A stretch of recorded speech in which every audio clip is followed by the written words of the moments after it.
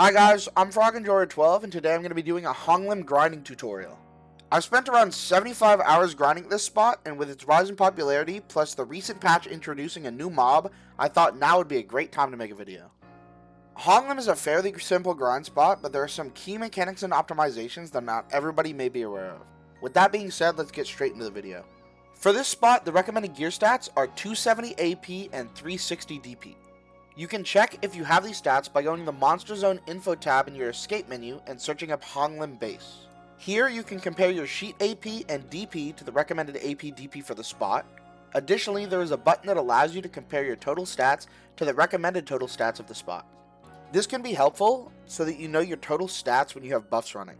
The AP cap here is 850 at 30%, meaning any AP beyond the AP cap is only 30% as effective. The boss here can hit hard and you'll be fighting him a lot, but if you have high DR or sustain from items like Harmony Drafts, you can grind here before reaching 360 DP. This spot is great for silver, but there's a bunch of drops to look out for. The main drop to look out for here are Wand and Bond crystals. These can be melted down into Dawns, which are essential for enhancing and crafting Karazad accessories.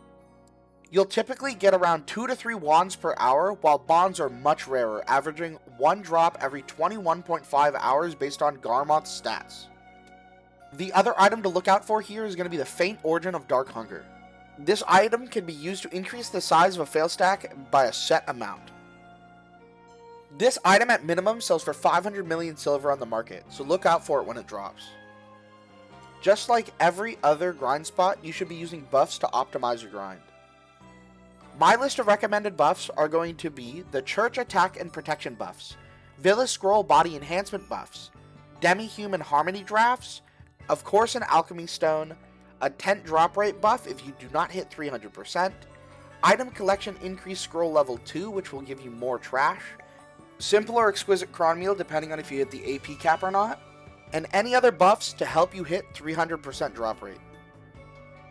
Demihuman Harmony Drafts are the best option because Demihuman species damage ignores the AP cap while also providing additional stats.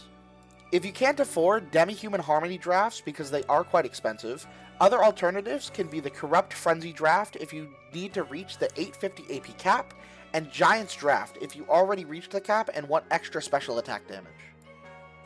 For Lightstone sets, I recommend running the Wild Demihuman set. This set contains 1 Iridescent Lightstone and 3 Roar Lightstones, which can be expensive, but gives a whopping 30 Demihuman damage. The Lightstone set comes in at about 3 bill, but if you plan on spending your time here, I think it's well worth it, because 30 Demihuman damage is a lot when you hit the AP cap. Now with all the buffs out of the way, let's talk about Agris. When it comes to Agris efficiency, this spot consumes about 30,000 Agris per hour at Garmoth average. Without Agris at Garmoth average, you can expect around 29,000 trash loot per hour. A big note about Agris here is that it does not work on the boss, and the boss is going to provide you a large lump sum of the trash for the hour. There are 7 towers in Honglim base, each shown on the map on screen. Every rotation consists of a small group of mobs surrounding the flag.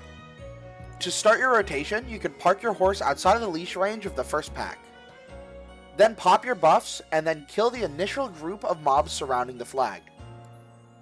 After clearing these mobs, additional waves will begin to spawn. Every time you see the Sharpshooter spawn notification, look on the outside for a mob with a bright red beam above its head. This mob will be very squishy and easy to kill. However, if left alive, it will attack you, dealing high damage, and CC you if you're unprotected, making you vulnerable to the other mobs. Besides that, all the other mobs are just normal and you can just kill them like you would do any other pack. Every 3 minutes, the Fox Bandit boss will spawn, and you'll get a notification just like the Sharpshooter on your screen. This boss will be tankier than the other mobs, but can be killed without a mechanic. On average, it takes players about 2 to 3 packs of Honglim mobs to defeat the boss. Once you kill the boss, a message will appear saying a liberated portion of Gumiho's energy appears. This energy appears as a blue glowing flame near the flag. Touching the flame grants an AP buff for 30 seconds and causes the flame to loosely follow your movements. The AP buff gives you 4 or 8 extra AP depending on its strength.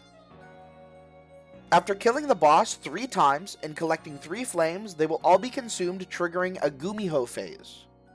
When this happens, Gumiho will spawn, shooting out a circle of blue flames around her, periodically killing all regular mobs and sharpshooters. When Gumiho leaves, she will drop loot and has a chance to spawn another Black Fox that will give the player 200% on their Black Spirit's Rage. Alright, that wraps up our guide for the grind spot Honglim. Hopefully this helps you optimize your rotations, maximize your loot, and get the most out of your grinding sessions. If you found this guide helpful, don't forget to drop a like and subscribe for more BDO content. Also, let me know in the comments if you have any tips, experiences, or even alternate routes for this spot. I'd love to hear your thoughts.